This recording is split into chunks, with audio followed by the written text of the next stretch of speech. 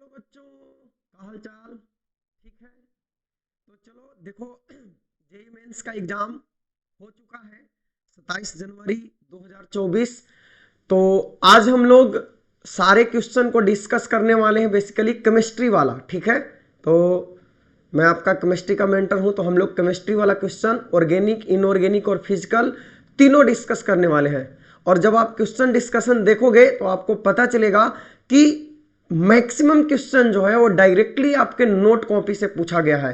कई सारे ऐसे टॉपिक हैं जिनके सवाल जो हम नोट में लिखवाए थे हू बहू उसी तरह से जेईई मेंस में उठा के पूछ लिए। जैसे बॉन्ड ऑर्डर वाला क्वेश्चन हो गया, नेमिंग वाला क्वेश्चन हो गया, रेट ऑफ रिएक्शन वाला क्वेश्चन हो गया, कई सारे ऐसे इलेक्ट्रॉनिक कॉन्फ़िगरेशन, क्वांटम नंबर से रिलेटेड क्वेश्चन हो गया। कई तरह के सवाल हैं जो डायरेक्टली आपके नोट कॉपी से है।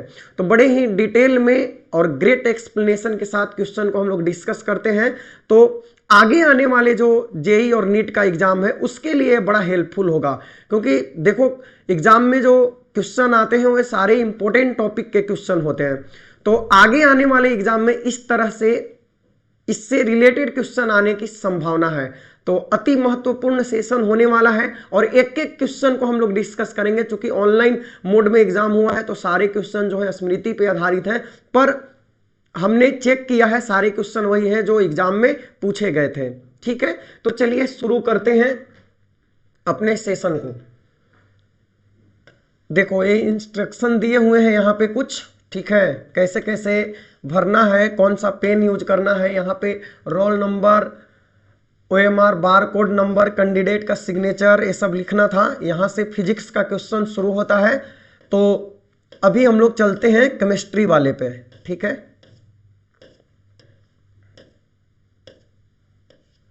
देखो यहाँ से शुरू होता है हमारा केमिस्ट्री का पेपर।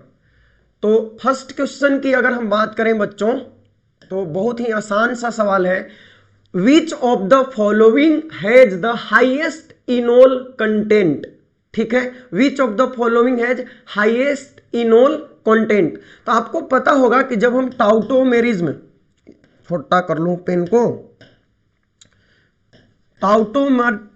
टाउटोमेरिज्म की बात करते हैं तो अगर ये कंपाउंड कीटो फॉर्म में होता है तो किसमें कन्वर्ट होता है, इनोल फॉर्म में चेंज होता है। ठीक है, और इसके लिए कंडीशन है। ठीक है, कंडीशन क्या है, जैसे मान लो A डबल बॉन्ड B और उसके बाद C है और C के पास हाइड्रोजन है। ठीक है, या यहाँ पे ऐसे मान लो कि यहाँ पे A ना लिख के हम लिख दें ऑक्सीजन है। ठीक है, ये ऑक्सीजन है, ध्यान रखना, बहुत ज्यादा डीप में नहीं जाएंगे, क्वेश्चन डिस्कशन कर रहे हैं तो थोड़ा थोड़ा आपको बता देंगे। ऑक्सीजन है, ऑक्सीजन और यहाँ पे कोई कार्बन है या कोई और एटम के बीच में डबल बॉन्ड है।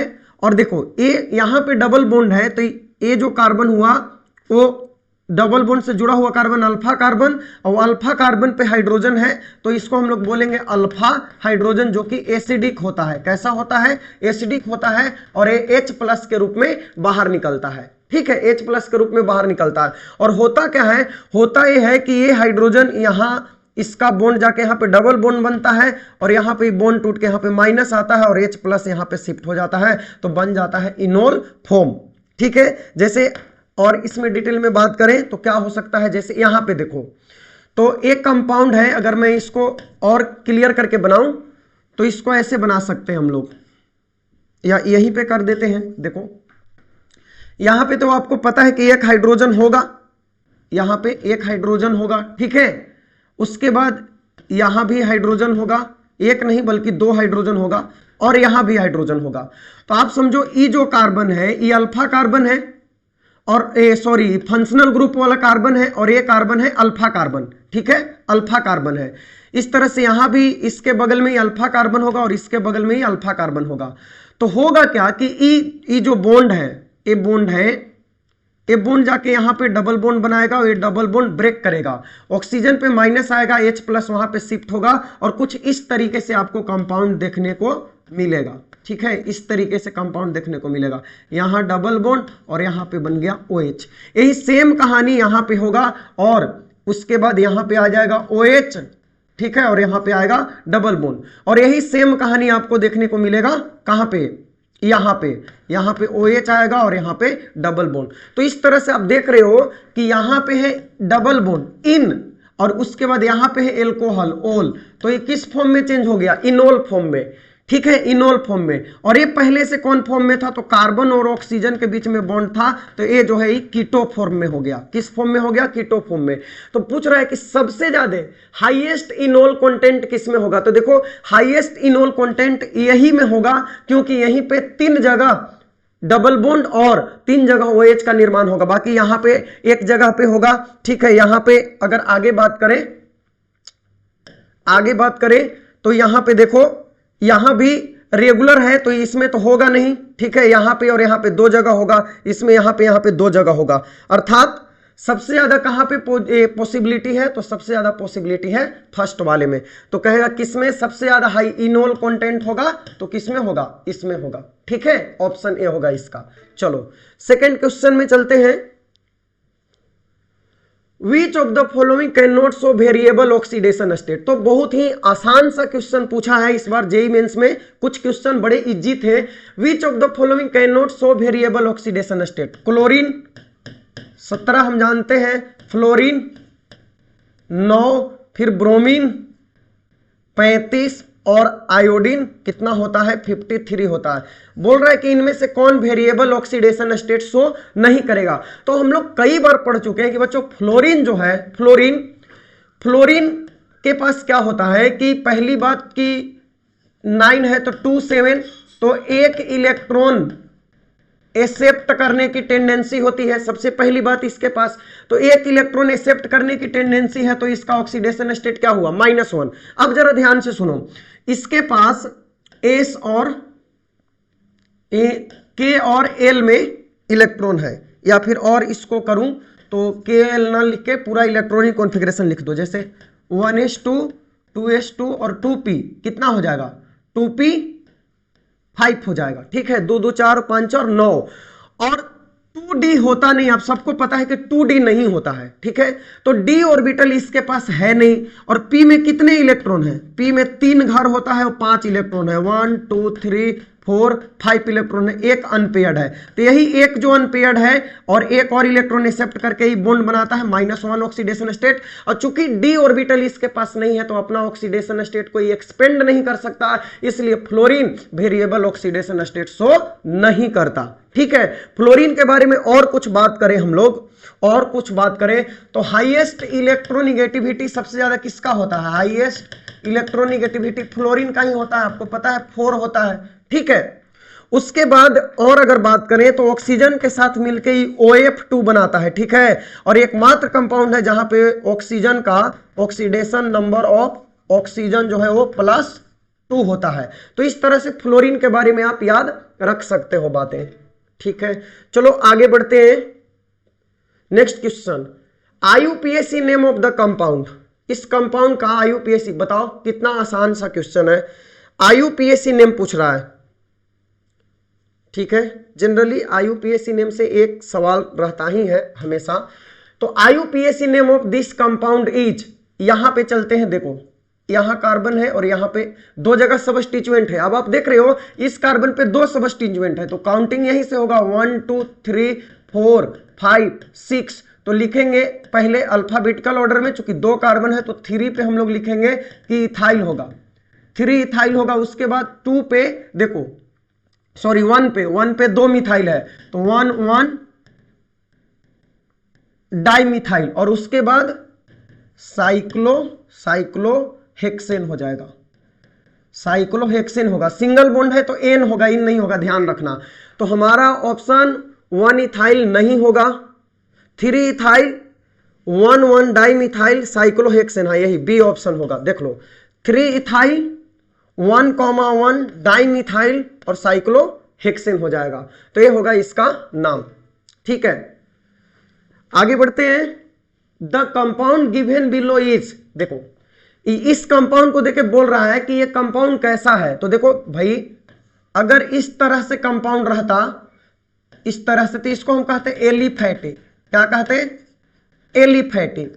इस तरह से कंपाउंड रहता इसको कहते हैं एरोमेटिक। एरोमेटिक की आगे हम और बात करने वाले हैं, उस पर क्वेश्चन है, ठीक है।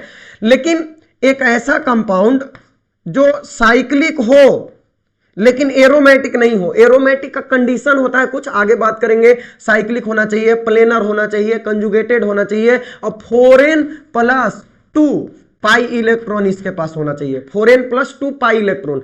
तो आप जरा ध्यान से देखो, यहां पे 1 पाई बॉन्ड है, 2 pi bond, 3 pi bond, 3 pi bond है, 3 पाई बॉन्ड है तो 3 गुने 1 बॉन्ड में 2 इलेक्ट्रॉन, तो 3 दूनी 6 पाई इलेक्ट्रॉन हो गया, 6 पाई। तो अगर हम n के जगह पे 1 रखेंगे तो 4 × 1+2 तो हो गया ना 6 पाई इलेक्ट्रॉन, ठीक है। तो ये जिसके पास 4n+2 पाई इलेक्ट्रॉन होता है उसको हम लोग बोलते हैं एरोमेटिक। तो इसको बोलेंगे जो ओपन चेन है एलिफेटिक, जिसके पास 4n+2 पाई इलेक्ट्रॉन है उसको बोलेंगे एरोमेटिक। और वैसा कंपाउंड जो साइक्लिक हो लेकिन एरोमेटिक नहीं हो, उसका गुण एलिफेटिक के जैसा हो, मतलब देखने में साइक्लिक हो पर प्रॉपर्टी जो हो एलिफेटिक के जैसा, उसको हम लोग बोलते हैं एलिसाइक्लिक। क्या बोलते हैं? एलिसाइक्लिक बोलते हैं। तो इसमें पूछ रहा है कि ये जो कंपाउंड है कैसा है, तो भाई एलिसाइक्लिक है, क्योंकि ये साइक्लिक है तो एलिफेटिक नहीं हो सकता। और चूंकि यहां पे 4n+2 पाई इलेक्ट्रॉन नहीं है, ठीक है, तो इसीलिए क्या हो सकता है? एलिसाइक्लिक होगा, एरोमेटिक नहीं होगा। एरोमेटिक के लिए कंजुगेशन होना चाहिए लगातार, double double double single single, इस तरह से होना चाहिए। तो ये हमारा कंपाउंड क्या है? एलिसाइक्लिक है, ध्यान रखने का।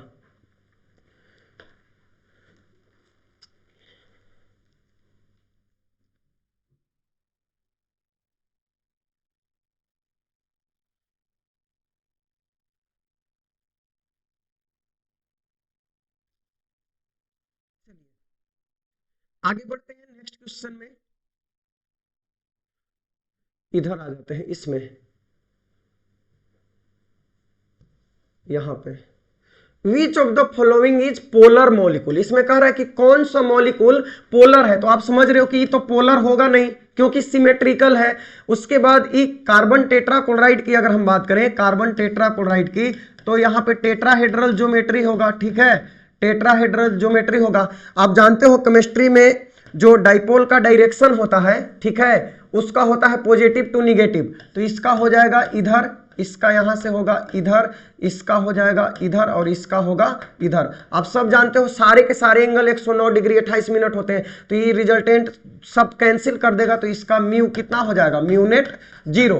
तो ये भी हमारा नॉन पोलर हो गया, ठीक है। CH4 भी नॉन पोलर है, लेकिन पोलर कौन होगा? CHCl3। कैसे होगा देख लो। जैसे हमारे पास CHCl3 है, तो आप जरा ध्यान दो, यहां पे एक होगा, एक क्लोरीन यहां पे होगा, एक क्लोरीन यहां पे होगा और एक क्लोरीन यहां पे होगा। तो अगर हम डाइपोल का डायरेक्शन देखें पॉजिटिव टू निगेटिव, तो हाइड्रोजन से कार्बन की ओर होगा, फिर कार्बन से क्लोरीन की ओर होगा, कार्बन से क्लोरीन की ओर होगा, कार्बन से क्लोरीन की ओर होगा। इस तरह से सारा रिजल्टेंट किधर आएगा? इधर। तो ये इसका नॉन पोलर नहीं हुआ बल्कि रिजल्टेंट आ रहा है डाइपोल मोमेंट, तो इसीलिए ये क्या हो जाएगा? पोलर। तो हमारा ऑप्शन कौन होगा? बी हो जाएगा, ठीक है, बी हो जाएगा। तो बोर्ड में भी पूछा गया है पहले। तो इस तरह के क्वेश्चन जेईई मेंस में इस बार आए थे। जो चुक गया वो शायद ऐसा मौका दोबारा ना मिले। देखो, विच of the following is most acidic. Most acidic इसमें से कौन है? अम्लीय। तो एसिडिटी के लिए आप जानते हो फिनोल में, फिनोल का एसिडिटी के लिए, फिनोल के लिए आप याद रखना, और हम बताए भी हैं कि पारा ऑर्थो मेटा नाइट्रोफिनॉल जो है ए ऑर्डर होता है, नाइट्रोफिनॉल, नाइट्रोफिनॉल। सबसे ज्यादा एसिडिक कौन होगा? पारा, उसके बाद ऑर्थो, उसके बाद मेटा, नाइट्रोफिनॉल का ए ऑर्डर हो गया किसका? एसिडिटी का, ठीक है। सबसे ज्यादा पारा, तो यहां पे देखेंगे नाइट्रो की अगर हम बात करें, ए फिनॉल है केवल, ये तो केवल फिनॉल है, ए नाइट्रोफिनॉल है पारा। ए इसमें देखो ऑर्थो पे भी नाइट्रो है और पारा पे भी नाइट्रो है, ठीक है। और यहां पे केवल पारा पे नाइट्रो है, यहां पे नाइट्रो है ही नहीं। तो इस तरह से, और नाइट्रो रहेगा तो इलेक्ट्रॉन विदड्रॉइंग ग्रुप है, सब जानते हैं इलेक्ट्रॉन खींचता है, तो इलेक्ट्रॉन खींच के और उसके बाद एसिडिटी को बढ़ा देता है। तो यहां पे ऑर्थो और पारा दोनों है, इसलिए सबसे ज्यादा एसिडिक डी होगा, ठीक है। और केवल ऑर्थो मेटा पारा ऐसे देता तो पारा वाला सबसे ज्यादा होता सिमेट्रिकल ज्योमेट्री के कारण। तो यहां पे हमारा आंसर क्या हो गया, डी हो गया। चलो आगे बढ़ते हैं।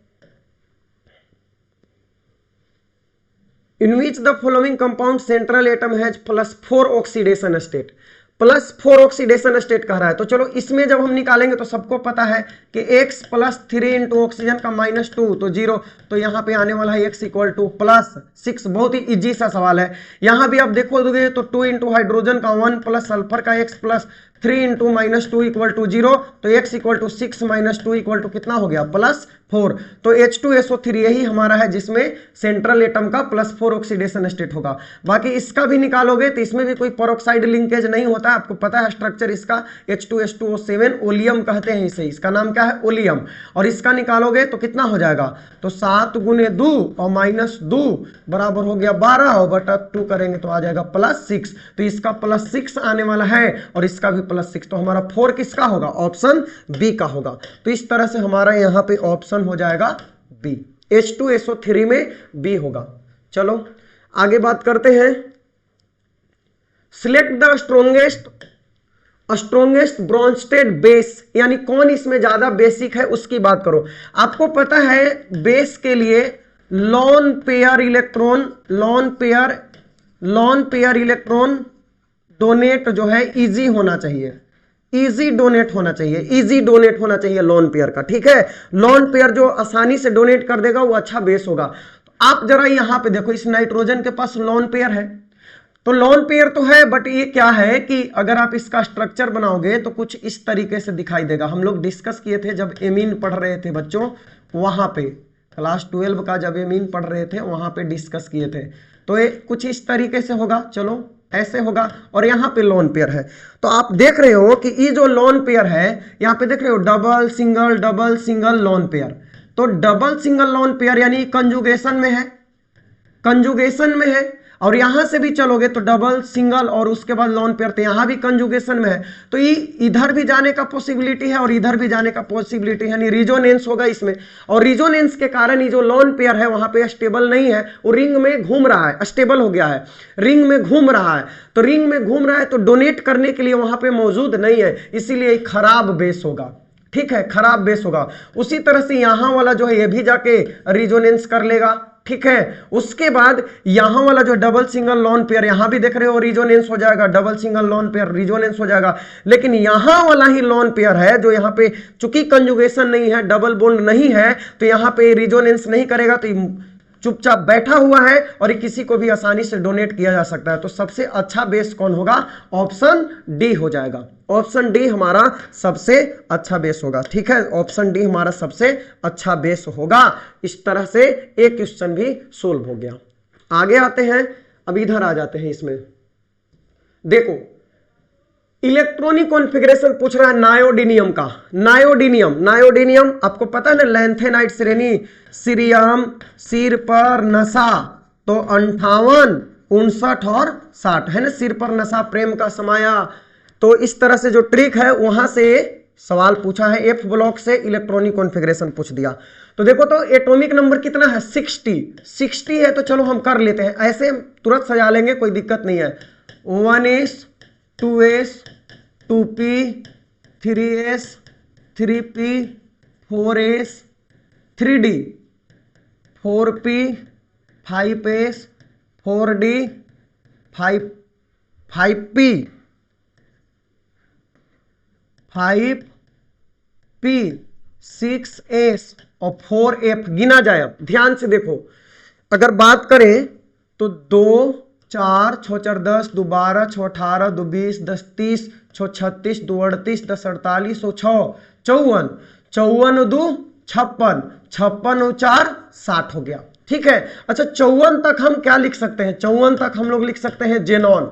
तो जेनॉन के बाद आ गया 6s2 और 4f4, 6s2 और 4f4। तो आप देखो यहाँ पे 6s2 और 4f4, ऑप्शन ए हो गया जेनॉन, 6s2 और 4f4 हो गया। तो इस तरह से नायोडीनियम का इलेक्ट्रॉनिक कॉन्फ़िगरेशन आ गया। ठीक, नेक्स्ट क्वेश्चन देख रहे हो ना, क्लास में जो पढ़ते हो उससे बाहर नहीं आता है, जितना हम पढ़ा देते हैं ये तो इजी क्वेश्चन है। अगर मतलब बहुत भी ज्यादा इजी नहीं, जो एग्जाम दिए हैं उनके लिए तो कोई भी चीज इजी नहीं होता, बट फिर भी जितना लेवल होना चाहिए था उस लेवल का नहीं है, और इससे थोड़ा ज्यादा लेवल भी रहता तो भी आप आराम से कर लेते। Ethanol show turbidity with Lucas reagent, आपको पता है concentrated HCl plus anhydrous ZnCl2, रोज लाइव क्लास में बता रहे हैं हम। तो ये ल्यूकस रिएजेंट है और इसके साथ रिएक्शन करवाना है किसका, इथेनॉल का। ठीक है, तो बोल रहा है कि इथेनॉल रिएक्शन करके इमीडिएटली टर्बिडिटी दे देगा, 5 से 7 मिनट के बाद टर्बिडिटी देगा, कि हीट करने के बाद टर्बिडिटी देगा, कि 10 से 12 मिनट के बाद टर्बिडिटी देगा। तो आप ध्यान से सुनो, देखो भाई, अगर 1 डिग्री एल्कोहल होता है, एल्कोहल कितने प्रकार के होगा, 3 प्रकार के, 1 डिग्री, 2 डिग्री, 2 डिग्री और 3 डिग्री। ठीक है, 3 डिग्री। तो जब आप इसको concentrated HCl and anhydrous ZnCl2 के साथ रिएक्ट कराओगे तो ये आपको पता है कि क्लोरोएल्केन बनेगा, क्लोरोएल्केन में कन्वर्ट हो जाएगा है, और इसका ना टर्बिडिटी, व्हाइट टर्बिडिटी बनाता है, व्हाइट टर्बिडिटी बनाता है। तो पूछ रहे हैं कि जो टर्बिडिटी है वो कब मिलेगा, तुरंत मिल जाएगा कि 5 मिनट के बाद मिलेगा, गर्म करने के बाद कि 10 से 12 मिनट के बाद। आपको क्लियर हम पढ़ाएं कि भाई अगर 3 डिग्री रहेगा तो इमीडिएटली मिल जाएगा, बहुत जल्दी मिल जाएगा। अगर 2 डिग्री है तो 5 से 7 मिनट के बाद मिलेगा, और अगर 1 डिग्री है तो बिना हीट किए हुए आपको टर्बिडिटी नहीं मिलेगा, क्योंकि ये कम रिएक्टेबल होता है। तो इसीलिए आपको हीट करने के बाद ही टर्बिडिटी मिलेगा, क्योंकि इथेनॉल है और इथेनॉल 1 डिग्री है। CH3CH2OH एक ऐसा है, 1 डिग्री एल्कोहल है, और 1 डिग्री एल्कोहल से टर्बिडिटी आपको हीट करने के बाद ही मिलेगा। तो इस तरह से क्वेश्चन सोल्व हो गया। नेक्स्ट देखो,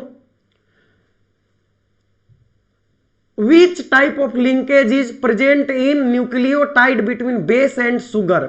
बेस एंड सुगर, जो न्यूक्लियोटाइड होता है, न्यूक्लियोटाइड, ठीक है, उसमें बेस और सुगर के बीच में, बेस और सुगर के बीच में किस प्रकार का बॉन्ड पाया जाता है? तो आपको पता है कि an glycosidic linkage, glycosidic linkage, यहां पे ग्लाइकोसिडिक लिंकेज पाया जाता है। ठीक है, तो ऑप्शन के अकॉर्डिंग क्या होगा, एन ग्लाइकोसिडिक लिंकेज होगा। ठीक है, बायोमोलिकुल से एक सवाल पूछ लिया, बोला गया था कि ये जो है वो नहीं आएगा एग्जाम में, बायोमोलिकुल इस बार हटा दिया है, बट एग्जाम में आया।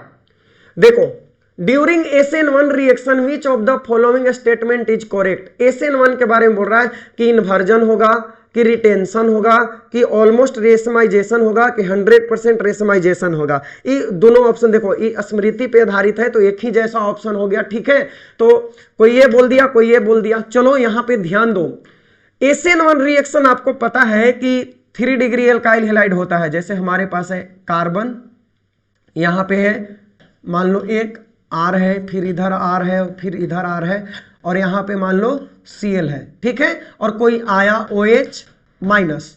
तो आपको पता है कि रिएक्शन 2 स्टेप में होता है। SN1 कितने स्टेप में होता है? 2 स्टेप में।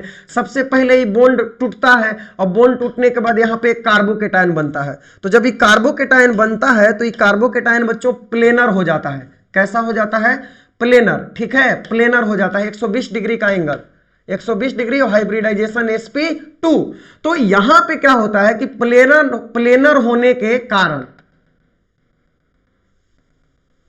प्लेनर होने के कारण जो न्यूक्लियोफाइल है, ठीक है, न्यूक्लियोफाइल इसका इस तरफ से भी अटैक कर सकता है, और न्यूक्लियोफाइल इस पे इस तरफ से भी अटैक कर सकता है, दोनों तरफ से अटैक कर सकता है। तो दोनों तरफ से अटैक करने के कारण यहां पे 50% तो रिटेंशन हो जाता है, रिटेंशन, ठीक है, एंड 50% यहां पे इन्वर्जन हो जाता है। ठीक है, और टोटल ये दोनों जो है मिलके और रेशमिक मिक्सचर का निर्माण करता है। तो यहाँ पे रेसेमाइजेशन होता है, तो ऑप्शन हमारा रेसेमाइजेशन वाला होगा। ठीक है, तो रेसेमाइजेशन यहाँ पे होता है। चलो नेक्स्ट क्वेश्चन,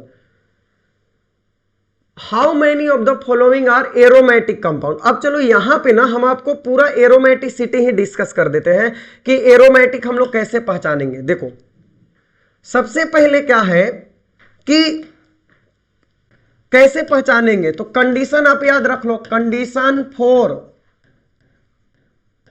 एरोमेटिसिटी, ठीक है। अब जो भी अब जैसे स्मृति पे आधारित है तो वो क्वेश्चन गलत भी हो सकता है या हो सकता है कि एग्जाम में कुछ दूसरा चीज भी आया हो, ठीक है। तो हम लोग क्या करते हैं, एरोमेटिसिटी ही पूरा डिस्कस कर लेते हैं, उसके बाद चेक कर लोगे कुछ भी रहेगा तो।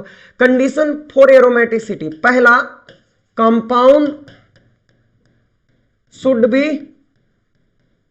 B cyclic. तो पहला बात, जो कंपाउंड साइक्लिक होगा उसी को देखेंगे एरोमेटिसिटी के लिए। दूसरा compound should be planar. Planar कैसे पता चलेगा, हाइब्रिडाइजेशन sp2 होना चाहिए, ठीक है। तीसरा जो है compound should be conjugated. Conjugated कैसे पता लगाएंगे, तो डबल सिंगल डबल होना चाहिए, डबल सिंगल वैकेंट ऑर्बिटल होना चाहिए, डबल सिंगल निगेटिव होना चाहिए, डबल सिंगल अनपेयर्ड इलेक्ट्रॉन होना चाहिए, ठीक है। इस तरीके से है लोन पेयर सिंगल और उसके बाद वैकेंट ऑर्बिटल होना चाहिए। तो ये सब कंडीशन है जिससे आप बोलोगे कि कंपाउंड कंजुगेटेड है। डबल सिंगल के बाद तुरंत डबल आ गया तो कंजुगेटेड है, डबल सिंगल के बाद पॉजिटिव चार्ज आ गया तो कंजुगेटेड है, डबल सिंगल के बाद निगेटिव चार्ज आ गया तो कंजुगेटेड है, डबल सिंगल के बाद अनपेयर्ड इलेक्ट्रॉन आ गया तो कंजुगेटेड है, लोन पेयर सिंगल के बाद तुरंत अनपेयर्ड इलेक्ट्रॉन या वैकेंट ऑर्बिटल आया, वैकेंट ऑर्बिटल, तो क्या है, कंजुगेशन है, ठीक है। तो ये कंजुगेटेड होना चाहिए। और चौथा और सबसे इंपॉर्टेंट पॉइंट जो है वो हकल्स रूल का पालन करना चाहिए, यानी must have 4n+2 pi electron, 4n+2 pi electron. अब अगर n के जगह पे 0 रखोगे तो यहां पे 2 पाई इलेक्ट्रॉन आएगा, ठीक है। n के जगह पे 1 रखोगे तो 6 पाई इलेक्ट्रॉन आएगा, n के जगह पे 2 रखोगे तो 10 पाई इलेक्ट्रॉन आएगा, n के जगह पे 3 रखोगे तो 14 पाई इलेक्ट्रॉन होगा। तो इस तरह से इतना पाई इलेक्ट्रॉन जिसके पास रहेगा वो क्या हो जाएगा, इस सारे कंडीशन को जो फुलफिल करेगा उसी को हम लोग बोलते हैं एरोमेटिक कंपाउंड। जैसे अगर बात करें बेंजीन की, बात करें कि बेंजीन एरोमेटिक है कि नहीं है, ठीक है, ये एरोमेटिक है कि नहीं है। तो पहला चीज साइक्लिक है, बोलो साइक्लिक है, तो हाँ है।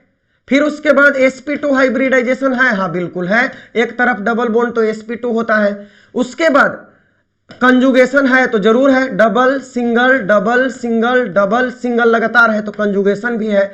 अब बात करना है कि 4n+2 pi electron, 4n+2 pi electron है कि नहीं है, 4n+2 पाई इलेक्ट्रॉन है कि नहीं है, 4n+2। तो आप देख रहे हो, 1 2 3 पाई बॉन्ड है, 3 पाई बॉन्ड है तो 3 दूनी 6 पाई इलेक्ट्रॉन हो गया। तो देखे थे ना, जब n बराबर हम 1 रखेंगे तो 4 × 1+2 पाई इलेक्ट्रॉन आएगा, तो 6 पाई इलेक्ट्रॉन आया कि नहीं, तो 6 पाई इलेक्ट्रॉन है तो बेंजीन क्या है, एरोमेटिक कंपाउंड है। तो इस तरह से चेक करना था इसमें कि कौन एरोमेटिक है। तो आप यहां पे देख सकते हो साइक्लिक है, एरोमेटिक है, sp2 है, सब कुछ है। यहाँ पे एरोमेटिसिटी चेक करना है तो 3 4 5 बॉन्ड है तो 5 दूनी 10 पाई इलेक्ट्रॉन होगा, 10 पाई इलेक्ट्रॉन है तो ये हो गया 4 × 2+2, 4n+2 पाई इलेक्ट्रॉन हो गया, तो ये हमारा एरोमेटिक होगा। उसी तरह से इसको चेक करो, ये भी एरोमेटिक होगा, डबल सिंगल और निगेटिव है तो कंजुगेटेड है, डबल सिंगल, इधर तो कंजुगेशन है ही तो ये भी एरोमेटिक हुआ। इसी तरह से यहाँ पे देखो कंजुगेशन खत्म हो गया, ठीक है। यहाँ पे देखोगे पॉजिटिव के बाद सिंगल, फिर डबल नहीं आया, कंजुगेशन खत्म हो गया। तो इस तरीके से आप चेक कर सकते हो कि कहाँ पे कंजुगेशन है, कहाँ पे नहीं है, कौन एरोमेटिक होगा कौन नहीं होगा। तो पूरा बात ही डिस्कस कर दी है, तो इस पे जो भी सवाल आएगा आगे कर लोगे। देखो इसका तो ऑप्शन वाला लगता है कि खत्म हो गया अब, ठीक है, हाँ ये सब ऑप्शन वाला खत्म हो गया। अब इसमें जो क्या है आंसर लिखना था चुन के। तो ईद बोल रहा है कि find out number of stereo isomers, find out number of stereo isomers obtained when 3-methyl-hex-2-ene react with HBr। 3-methyl-hex-2-ene देखो तो कैसे लिखाएंगे, 1 2 3 4 5 6 कार्बन हो गया। और उसके बाद 2 पे डबल बॉन्ड है, तो चलो 2 पे डबल बॉन्ड कर लिए, ठीक है, 2 पे डबल बॉन्ड, और 3 पे मिथाइल है तो 1 2 3 पे मिथाइल भी कर लिए, यही हमारा कंपाउंड है। 3 मिथाइल 1 2 3 4 5 6, तो 3 पे मिथाइल है, ठीक है, और 2 पे डबल बॉन्ड है, 2 इन हो गया। इसका रिएक्शन कराना है किसके साथ, HBr के साथ, किसके साथ, HBr के साथ, in presence of peroxide H2O2, peroxide के प्रेजेंस में। तो कुछ याद आया, जब हम एल्कीन का रिएक्शन पेरोक्साइड के इफेक्ट में कराते हैं HBr के साथ, तो यहां पे आपको याद आ रहा होगा खरस इफेक्ट, खरस इफेक्ट, जिसको हम एंटी मार्कोनिकोप्स भी बोलते हैं, एंटी मार्कोनिकोप्स, बहुत पढ़े हैं इसमें इसको, ठीक है। तो एंटी मार्कोनिकोप्स, तो जब हम इसका रिएक्शन कराएंगे तो मार्कोनिकोप्स के ऑपोजिट वर्क होगा, और इसका जो है हैलोजन उस कार्बन पे जाएगा जहां हाइड्रोजन की संख्या अधिक होगी। तो अगर इसको अच्छे से सोल्व करें तो चलो इधर आ जाते हैं। हमारे पास था 3 मिथाइल हेक्स 2 इन, तो अगर बात करें 3 मिथाइल हेक्स 2 इन का, CH3 CH double bond CH3, यहां पे हाइड्रोजन नहीं होगा, ठीक है। उसके बाद CH2 3 4 5 6 CH3, रिएक्शन करवाना है HBr के साथ in presence of peroxide, in presence of peroxide. तो आपको पता है कि जब पेरोक्साइड के साथ में रिएक्शन कराएंगे तो ब्रोमीन वहां पे जाके जुड़ेगा जहां पर हाइड्रोजन की संख्या अधिक होगी। तो अब हमारा जो ब्रोमीन है वो यहां पे जुड़ने वाला है, ठीक है, यहां पे जुड़ने वाला है, ठीक है। तो यहां पे जुड़ेगा तो क्या कंपाउंड बनेगा, हमारा कंपाउंड बनेगा CH3 CHCBr, यहां पे H जुड़ेगा और ब्रोमीन हमारा आके जुड़ेगा H और सॉरी यहां पे CH3 है, CH3 कर दीजिए, और यहां पे हाइड्रोजन और साथ में आके जुड़ जाएगा ब्रोमीन, इस कार्बन पे ब्रोमीन आके जुड़ेगा, और इधर रहेगा CH2 और CH3, ठीक है। तो एक कंपाउंड बनने वाला है बच्चों रिएक्शन के फलस्वरूप अकॉर्डिंग टू एंटी मार्कोनिकोप्स रूल। अगर ये पेरोक्साइड हटा देते तो ब्रोमीन यहां पे जाके जुड़ता, इस कार्बन पे जाके जुड़ता, लेकिन चूंकि पेरोक्साइड है तो ऑपोजिट काम होगा और दूसरे वाले बगल वाले कार्बन पे जुड़ेगा। ये हो गया। हमसे ये नहीं पूछा कि प्रोडक्ट क्या बनेगा, हमसे पूछा अस्टेरियोमर कितने बनेंगे इसके। तो देखो अस्टेरियोमर का फॉर्मूला होता है 2 के पावर n, जहां n है number of chiral carbon, number of chiral carbon या कायरल सेंटर। तो आप देखोगे कायरल कार्बन बोलते कि इसमें जिसका सारा बॉन्ड अलग अलग हो, तो आप देखोगे इस कार्बन का, इधर कार्बन है, इधर देख रहे हो इतना सारा कंपाउंड है, ए वाला ग्रुप है पूरा, इधर ए वाला ग्रुप है 2 कार्बन का, इधर CH3 और इधर H है, तो ये हमारा कंपाउंड कायरल हो गया। फिर उसके बाद इसका बात करेंगे तो इधर ए वाला पूरा ग्रुप हो गया, इधर 2 कार्बन और ब्रोमीन और हाइड्रोजन, तो कायरल हो गया। टोटल कायरल कार्बन कितने हो गए, 2 कायरल कार्बन हो गए। तो यहां पे आपका स्टेरियोमर होगा 2 के पावर n, यानी 2 के पावर 2, मतलब कितना होगा 4 आंसर होगा। तो इसमें नंबर ऑफ स्टेरियोमर इस प्रोडक्ट में ये थोड़ा अच्छा लेवल का क्वेश्चन था। पहले आप रिएक्शन करके प्रोडक्ट बनाओ एंटी मार्कोनिकोप्स रूल से, उसके बाद देखो कि कायरल सेंटर कितना है, और उसके बाद फॉर्मूला लगा के नंबर ऑफ स्टेरियोमर फाइंड करो। तो ये बात था, चलो ये भी हो गया। देखो इसको among the following number of meta directing group are, इनमें से कौन मेटा डायरेक्टिंग ग्रुप है। तो देखो एक बात समझ लेना, इलेक्ट्रॉन विदड्रॉइंग ग्रुप जो होते हैं, इलेक्ट्रॉन विदड्रॉइंग ग्रुप वो मेटा डायरेक्टिंग होंगे, मेटा डायरेक्टिंग होंगे जनरली मेटा डायरेक्टिंग होंगे, मेटा डायरेक्टिंग होंगे, ठीक है। तो कौन कौन होंगे, जैसे हमारा CN हो गया, NO2 हो गया, उसके बाद COOH हो गया, उसके बाद आपका SO3H हो गया, उसके बाद ये भी पॉजिटिव चार्ज है तो इलेक्ट्रॉन विथड्रॉ करेगा तो NH3 प्लस हो गया। ये सब हमारे मेटा डायरेक्टिंग ग्रुप है। लेकिन इसमें बच गया है CH3 और उसके बाद F। तो F इलेक्ट्रॉन खींचता भी है और इसके पास लोन पेयर भी होता है, इसके वजह से ऑर्थो और पारा दोनों है। मिथाइल जो है ये इलेक्ट्रॉन देता है, जिसके वजह से ये आपका ऑर्थो एंड पारा डायरेक्टिंग होगा, ठीक है। दूसरी बात यहां पे हाइपर कंजुगेशन भी होता है, तो इस वजह से भी, तो ये दोनों जो है ऑर्थो और पारा डायरेक्टिंग है। बाकी इसके अलावा CN, NO2, COH, SO3H, NH3+, ये सब मेटा डायरेक्टिंग ग्रुप है। तो डायरेक्टली आपका रिएक्शन मैकेनिज्म से उठा के पूछ लिया क्वेश्चन, इसमें दम नहीं था, बच्चों को याद रहता है सब, ठीक है। इतना तो आगे बढ़ते हैं। देखो एसर्शन रीजन,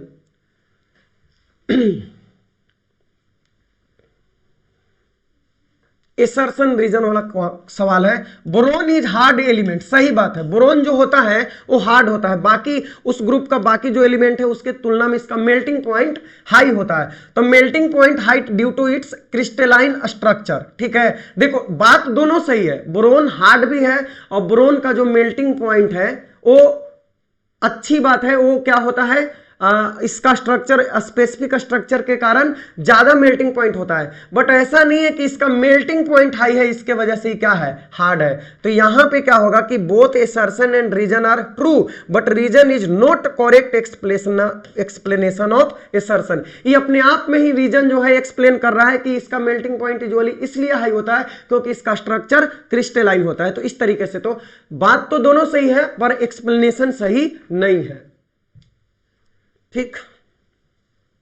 आगे बढ़ते हैं। देखो यहां पे PbCrO4 है, ठीक है।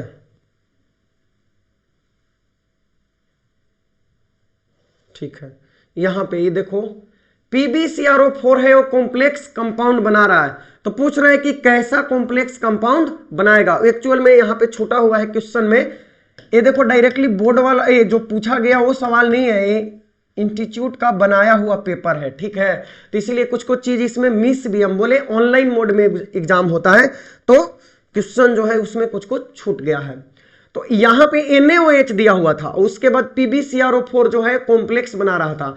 कैसे कॉम्प्लेक्स बनाएगा, देखो PbCrO4 प्लस 4NaOH, ये क्या करता है, कंपाउंड बनाता है आपके पास Na2PbOH का होल 4, ठीक है। और उसके बाद जो बच गया वो बाहर हो जाएगा, तो Na2CrO4, इस तरह से कंपाउंड बना के बाहर होगा। तो बच्चों ये जो है यहां पे अगर हम इसको तोड़ते हैं तो आप देखो इससे तो हमें कोई मतलब है नहीं, तो इसको हटा भी सकते हैं। अब इसको जरा ध्यान से देखो, बोल रहा है कि कैसा है, कोऑर्डिनेशन नंबर इसका कितना होगा और कैसा कंपाउंड है। तो पहली बात तो कोऑर्डिनेशन नंबर 4 होगा क्योंकि OH4 है, तो कोऑर्डिनेशन नंबर 4 होगा। और दूसरी बात कैसा आयन होगा, तो Na टूटेगा प्लस PbOH का होल 4। चलो तोड़ते हैं इसको, तो सोडियम का कोफिशिएंट कितना है 2, तो इस पे जाएगा 2 माइनस और इस पे आएगा 2 प्लस, तो यानी कि डाई एनाइनिक है, डाई एनाइनिक। तो ये हो जाएगा dianionic with coordination number 4, dianionic with coordination number 4, तो ये होगा इसका ऑप्शन। चलो आगे देख लेते हैं, which of the following configuration has strongest metallic bonding. Metallic bonding के लिए आपको याद रखना है, for metallic bonding, metallic bonding की large number of unpaired electron, unpaired electron means strong metallic bond, metallic bond, जितना ज्यादा अनपेयर्ड इलेक्ट्रॉन रहेगा उतना ज्यादा मेटॉलिक बॉन्ड का निर्माण करेगा। तो अगर आप इसमें देखा जाए सब में 3d7 है, तो 3d7 में कितना अनपेयर्ड इलेक्ट्रॉन होगा बताओ, 1 2 3 4, 3d7 तो 1 2 3 4 5 6 7, 3 अनपेयर्ड इलेक्ट्रॉन है, 3 अनपेयर्ड इलेक्ट्रॉन। 3d5 में 5 के 5 अनपेयर्ड इलेक्ट्रॉन होगा, 4s भी 1 है तो ये भी अनपेयर्ड होगा, तो टोटल 6 अनपेयर्ड इलेक्ट्रॉन हो जाएगा। ये 3d5 4s 1, 3d5 देखो दोनों ऑप्शन एक ही जैसा हो गया, 3d5 4s 1, 3d5 4s 1 दोनों एक ही जैसा ऑप्शन है, तो कुछ ना कुछ तो चेंज जरूर होगा। यहीं पे सबसे ज्यादा अनपेयर्ड इलेक्ट्रॉन मिलेगा आपको, ठीक है, यहीं पे सबसे ज्यादा अनपेयर्ड इलेक्ट्रॉन मिलेगा। 3d5 है तो 3d5 है तो 5 घर भी तो होता है भाई इसमें, 1 2 3 4 5, पांचों के पांचों अनपेयर्ड है, और जो 4s वाला है ये भी अकेले है तो ये भी क्या है, अनपेयर्ड है। तो इस तरह से इसमें सबसे ज्यादा अनपेयर्ड इलेक्ट्रॉन होगा और इसी में मेटॉलिक बॉन्ड सबसे स्ट्रॉन्ग होगा। आगे बात करते हैं। All s block elements are found in nature. हाँ, करीब करीब सारे एस ब्लॉक एलिमेंट जो हैं वो नेचर में पाए जाते हैं। एस ब्लॉक में एलिमेंट ही कितने? Hydrogen, lithium, sodium, potassium, rubidium, caesium, francium, जिसमें फ्रांसियम जो है वो रेडियो एक्टिव हो जाता है। उसके बाद दूसरा वाला में beryllium, magnesium, calcium, strontium, barium और रेडियम लगभग सारे पाए जाते हैं नेचर में। फिर अगला बोल रहा है कि reason 4f and 5f series periodic table are kept below. सही बात है, 4f यानी लैंथेनाइड, 5f मतलब एक्टिनाइड, इनको मॉडर्न पीरियोडिक टेबल में बाकी सबके नीचे दो ऐसे रो बना के रखा गया है। तो ये भी सही है, ये भी सही है, लेकिन क्या एस ब्लॉक एलिमेंट इसलिए नेचर में पाए जाते हैं क्योंकि 4f और 5f नीचे रखा गया है, इसलिए। कथन और कारण, ये जो रीजन है, क्या इसका सही एक्सप्लेनेशन है? एस ब्लॉक एलिमेंट इसलिए नेचर में पाए जाते हैं क्योंकि 4f एंड 5f जो है वो नीचे रखा गया है पीरियोडिक टेबल में? बिल्कुल नहीं, उसका कुछ अलग कारण है। स्टेबल सब एलिमेंट है तो पाए जाते हैं नेचर में, ठीक है। तो इसीलिए दोनों सही है, लेकिन एक्सप्लेनेशन करेक्ट नहीं है। ऑप्शन क्या होगा? बी होगा, ठीक। चलो आगे बढ़ते हैं। Find out the sum of bond order of CO and NO। देखो, तो इसका तो हम ट्रिक भी बताए थे आपको, ठीक है। बॉन्ड ऑर्डर के लिए बॉन्ड ऑर्डर का तो हम ट्रिक भी बताए हैं आपको, ठीक है। देखो, आपको क्या करना है? इलेक्ट्रॉन सम करना है, इलेक्ट्रॉन सम करना है। तो अगर इलेक्ट्रॉन सम 14 आ गया तो समझ जाओ कि बॉन्ड ऑर्डर जो है वो 3 होगा, ठीक है। अब बढ़ते जाओ, 15 आ गया तो आपको याद रखना है 2.5, 16 आ गया तो बॉन्ड ऑर्डर 2 होगा, 17 आ गया तो बॉन्ड ऑर्डर 1.5 होगा, और 18 आ गया तो बॉन्ड ऑर्डर 1 होगा, ठीक है, 1 होगा। उसी तरह से ऊपर बढ़ो, 13 ना, 13, अगर 13 आ गया तो आपका बॉन्ड ऑर्डर 2.5 आ गया, 12 आ गया तो 2 हो जाएगा, 11 आ गया तो 1.5 होगा, और 10 आ गया तो बॉन्ड ऑर्डर 1 होगा, बॉन्ड ऑर्डर 1 होगा। इस तरीके से तो यहां पे बोल रहा है कि find out the sum of bond orders of CO and NO। तो CO का अगर हम इलेक्ट्रॉन सम करेंगे तो कार्बन का 6 और ऑक्सीजन का 8, 6 कितना आ गया? 14 आ गया, तो इसका बॉन्ड ऑर्डर हो गया बच्चों 3। उसके बाद इसका जोड़ो तो नाइट्रोजन का 7 प्लस ऑक्सीजन का 8 इलेक्ट्रॉन प्लस 1 इलेक्ट्रॉन किसी को दिया, यानी एक घटाने का भी, ठीक है, -1 भी करने का, तो ये भी कितना हो गया? 14, तो इसका भी बॉन्ड ऑर्डर 3। तो दोनों का बॉन्ड ऑर्डर का सम कितना आ गया? 6, तो इसका आंसर होगा 6। ये नहीं बताना था कि कितना बॉन्ड ऑर्डर है, बताना कि दोनों के बॉन्ड ऑर्डर का जोड़ कितना है। तो दोनों में इलेक्ट्रॉन सम 14 है, बॉन्ड ऑर्डर 3 होगा, और 3 3 6 हो जाएगा। तो ये आप याद भी रख सकते हो, हम बोले थे कि यहां से जेईई मेंस में सवाल पूछा जा सकता है। चलो आगे बात करते हैं। Calculate the mass of CH4 consumed for the formation of 20 ग्राम। यार स्टोक्योमेट्री का क्वेश्चन है यार, मोल कॉन्सेप्ट में ऐसा इससे अच्छे लेवल का हम लोग सवाल किए हैं, principle of atom conservation, limiting reagent का यूज करते हुए। इसमें तो कुछ करना भी नहीं है। कैलकुलेट मास ऑफ CH4 का मास पूछ रहा है। फॉर्मेशन ऑफ CO2 बनाना है तो आपको पता है कि कंबसन रिएक्शन करवाना पड़ेगा, CO2 प्लस H2O बनेगा इन प्रेजेंस ऑफ O2, ठीक है। तो बैलेंस कर लेते हैं, इधर 2 3 है तो इधर बैलेंस कर लो, 4 हो जाएगा, इधर भी कर लो, 4 हो जाएगा। तो देखो तो बैलेंस हो गया, कार्बन 1 हाइड्रोजन 4 ऑक्सीजन 4, बैलेंस हो गया। अब जब बैलेंस हो गया तो इसमें हम देखेंगे कि अपन के पास CH4 कितना है, CH4 कितना है। तो कार्बन का आप देख रहे हो ना, कार्बन इसका CH4 का मोलर मास होता है 16 ग्राम पर मोल, तो 16 ग्राम हो गया ही, ठीक है। अब CO2 कितना है, तो CO2 44 ग्राम पर मोल, यानी 44 ग्राम है, 1 मोल है ना।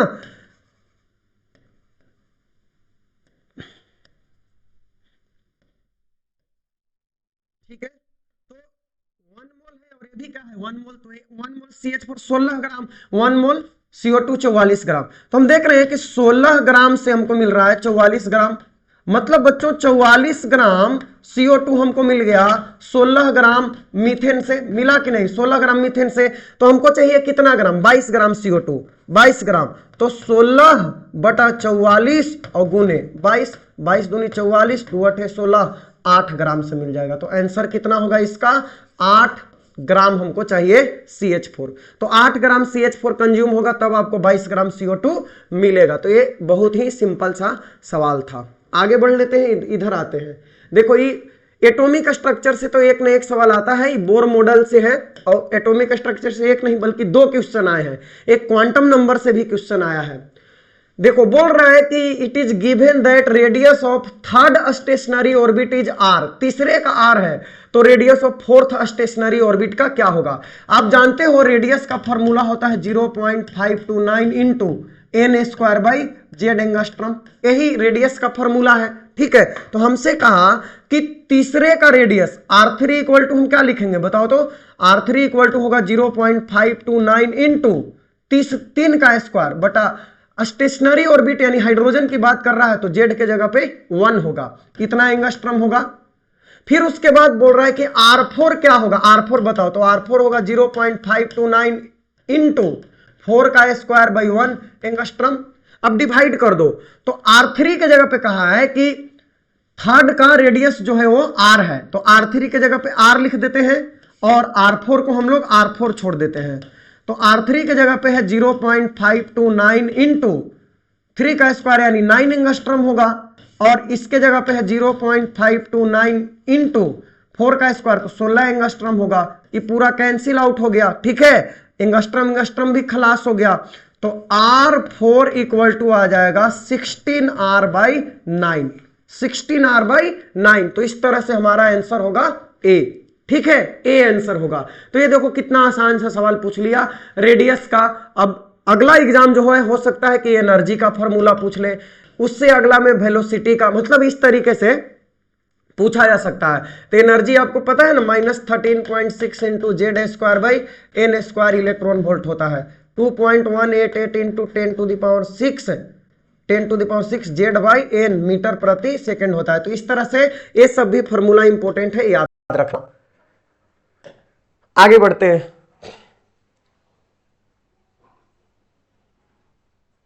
देखो रेट ऑफ रिएक्शन जो भी आपका चैप्टर चल रहा है क्लास में केमिकल काइनेटिक्स, उससे सवाल है। ठीक है, क्वेश्चन उससे है, बोल रहा है कि देखो जब इनिशियल कंसंट्रेशन R0 कह दो, इनिशियल कंसंट्रेशन जब इतना है तो रेट ऑफ रिएक्शन इतना है, जब कंसंट्रेशन इतना हो जाता है तो रेट ऑफ रिएक्शन इतना हो जाता है। तो आप बताओ कि ऑर्डर क्या है, रिएक्शन का ऑर्डर क्या है, रिएक्शन का ऑर्डर क्या है। 0.005 है तो रेट कितना है 7.5। तो अगर हम लिखना चाहे, हम जानते हैं रेट इक्वल टू होता है K इंटू R का पावर N, यही ना होता है, rate equal to K R का पावर N होता है। तो अगर इस हिसाब से लिखना चाहें तो रेट हम लिखेंगे, रेट दिया हुआ है कितना 7.5 इंटू 10 टू द पावर -4 बराबर होगा K इंटू R के जगह पे क्या है 0.005 के पावर N हो जाएगा, क्योंकि ऑर्डर मालूम नहीं, ऑर्डर फाइंड करना है। दूसरा वाला बात करें तो रेट दिया है 3 into 10 to the power -3 equal to, ये हो जाएगा रेट कांस्टेंट और ये हो जाएगा 0.02 के पावर N, ये हो जाएगा। अब ऑर्डर फाइंड करना है तो इसको मानो इक्वेशन 1 और इसको मानो इक्वेशन 2 और डिवाइड कर दो। डिवाइड करने के बाद K से K कैंसिल हो जाएगा और उसके बाद ये भी कैंसिल होकर आपका आंसर आ जाएगा। कैसे करेंगे चलो तो देख लेते हैं। 7.5 इंटू 10 टू द पावर -4 है, 3 इंटू 10 टू द पावर -3 है। तो देखो हमारे पास क्या था, एक था 7.5 इंटू 10 टू द पावर -4 है और इक्वल टू K इंटू 0.005 के पावर N था, और दूसरा वाला क्या था 3 इंटू 10 टू द पावर, आ जाओ यहां पे देख लेते हैं, 10 टू द पावर -4 ठीक है, 3 into 10 to the power -3, 3 into 10 to the power -3 equal to है K इंटू 0.02 के पावर N। ठीक है, यही था, एक बार मैच कर लो। 7.5 into 10 to the power -4 K into 0.05 और 0.2, ठीक है यही है। तो अब आओ यहां पे भाग दे देते हैं। ठीक है, इसको एक दूसरे से डिवाइड कर देते हैं। तो जब डिवाइड कर देंगे एक दूसरे से, ठीक है,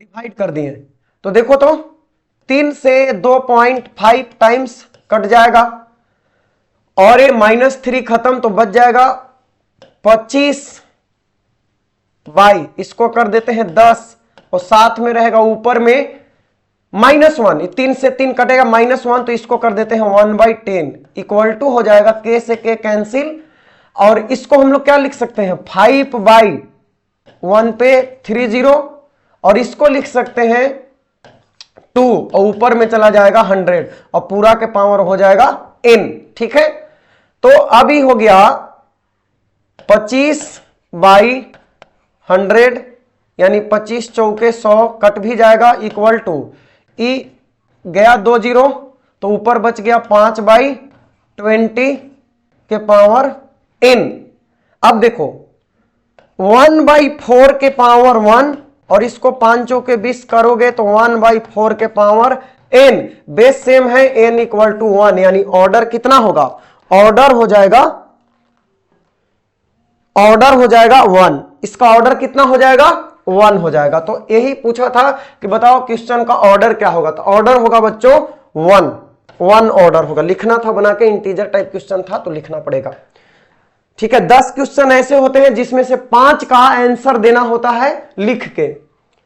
calculate the temperature in kelvin at which kinetic energy of monoatomic gaseous molecule is equal to 0.414। ये देखो, ये फार्मूला जो है इस पे जरा ध्यान देना। मजाक में मैंने आपको जब केमिकल काइनेटिक्स पढ़ा रहा था तो वहां पे फार्मूला बताया था मैंने कि देखो मॉलिक्यूल का, मोनोएटॉमिक गैस का जो काइनेटिक एनर्जी है वो होता है 3/2kT, जहां पे k को बोल्ट्जमैन कांस्टेंट कहते हैं और इसका वैल्यू होता है 3/2, k का वैल्यू होता है R/Na, जहां R गैस कांस्टेंट है, Na एवोगाड्रो संख्या है और T टेम्परेचर है। तो बोल रहा है calculate the temperature in kelvin at which kinetic energy of monoatomic gas is इतना। तो काइनेटिक एनर्जी दिया हुआ है 0.0414 और साथ में देखो इलेक्ट्रॉन वोल्ट है, तो इलेक्ट्रॉन वोल्ट है तो जूल में चेंज कर लो, तो 1.6 इंटू 10⁻⁻19 जूल से मल्टीप्लाई कर लो।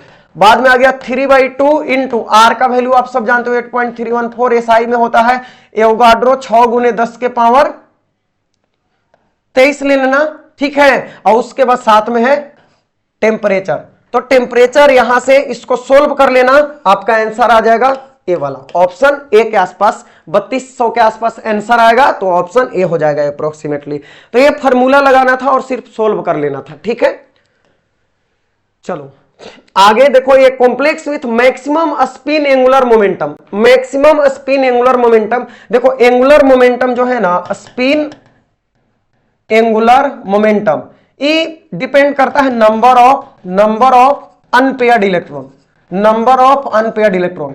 Maximum number of unpaired electron होगा तो हाईएस्ट होगा स्पिन मैग्नेटिक मोमेंट। ठीक है, स्पिन एंगुलर मोमेंटम, तो इसका फॉर्मूला कुछ होता है s into S plus 1 into pi करके कुछ फॉर्मूला होता है, तो यहां से निकल जाता है। तो निकालना नहीं है, हमें सिर्फ बताना है कि किसका जो है वो सबसे अधिक होगा, तो जिसके पास सबसे ज्यादा अनपेयर्ड इलेक्ट्रॉन होंगे। तो आप देख रहे हो आयरन यहां पे जब करोगे तो आयरन का ऑक्सीडेशन नंबर पहले फाइंड करो, तो आयरन का ऑक्सीडेशन नंबर फाइंड करोगे तो देखो आयरन का x प्लस 6 इंटू साइनाइड का -1 इक्वल टू -3, तो x इक्वल टू हो गया कितना, सेम में से 3 जाएगा तो 3 बचेगा, यानी हमारे पास है Fe3+।